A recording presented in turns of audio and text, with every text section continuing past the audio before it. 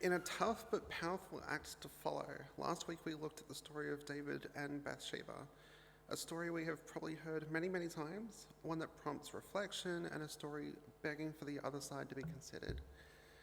Growing up in the church, the story of David and Bathsheba was a go-to story used to approach sin and forgiveness, with Bathsheba honestly mostly being used as a plot device. I remember this story especially being used in the teachings of my previous churches in scenarios where I would find myself debilitated by guilt by the teachings from this passage. That's something that always stuck with me. I'm incredibly glad that we're in a space here where we can be honest about these stories we are reading, spotlight the marginalized and invisible characters within the stories we are reading, and reframe these stories we grew up with. Being here in this position to speak feels like a privileged position, honestly. This also means I had to be brave and do something I had never really done before. Read and try and understand the books of Kings. Genuinely, I'm not sure if others are like this. For me, the Old Testament feels very much like we have David's story, which we all hear a lot about. Then a bunch of Game of Thrones things happen, and then you get to Job. And I've always had this reductive view of kings, it's just names and people talk, taking thrones and kingdoms falling. What can I possibly glean from this? At the time of today's story, David is older, close to passing, and the kingdom and its priests and prophets are preparing for the change of leadership, where we see Solomon taking the throne over from David. Interestingly, this is another chance for Bathsheba to shine. We see different uses of power and how that power can be used to further one's cause. Power is something we hold in different ways. And while I will do my best not to quote Spider-Man too directly here, any position we're in comes with responsibilities to others. This can show in different ways. I think of those in positions of leadership, but this can also apply in subtle, smaller ways in friendships, relationships, familial connections, or positions in a community. In life, we have opportunities of power over others, whether we genuinely realize it or not, and we can be influenced in how we wield those positions by our pride, our desires, and our wants. In this story, David's eldest surviving son, Adonijah, was pushing for the throne. Regardless of any line of succession, Adonijah was described as someone who was quite prideful, and we find he inserts himself into the role of king through influence of the priests and prophets in the kingdom, while David is still alive and present, but very much incapacitated due to age. Adonijah is hosting parties with the priests, slaughtering livestock and intentionally surrounding himself only with those he knows he could support his underhanded actions.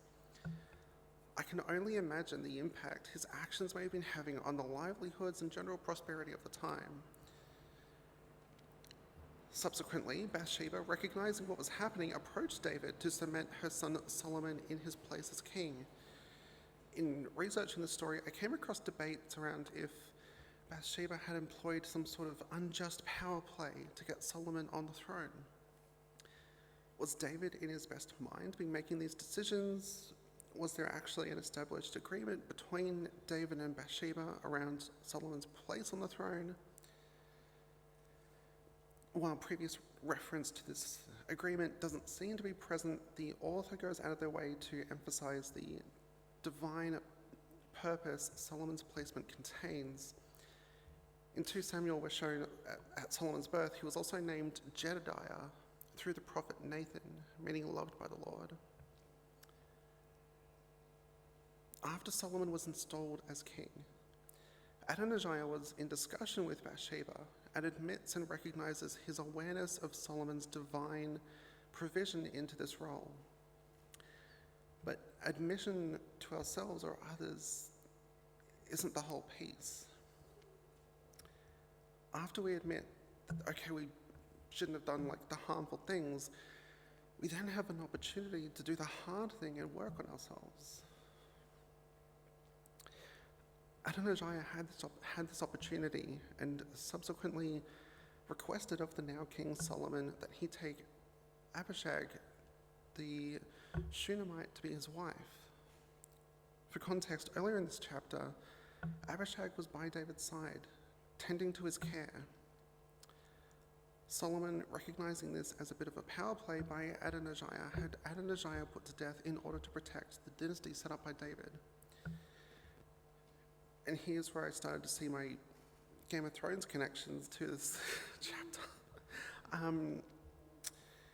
The other part of Solomon's rule I want to look at briefly is something we may more commonly be aware of. In the 3rd and 4th chapters of 1 Kings, God appears to Solomon in a dream and says, "Ask for whatever you want me to give you." Solomon, recognizing the position he is in, following on from David, as ruler, asks for wisdom. This is a part that really stands out to me. Like, how often are we in a new position in life, in one of those new positions of power, with a lot of responsibility, and we just feel absolutely daunted? I can only imagine we can genuinely relate to Solomon approaching God and saying in 1 Kings chapter 3, "Give your servant a discerning heart to govern your people and to distinguish between right and wrong." I mean, that's what we should want, that to serve God with true wisdom from the Spirit, with genuine heart, is to beg to have the wisdom to discern from right and wrong. The thing is, that's not an easy task. As people, we falter.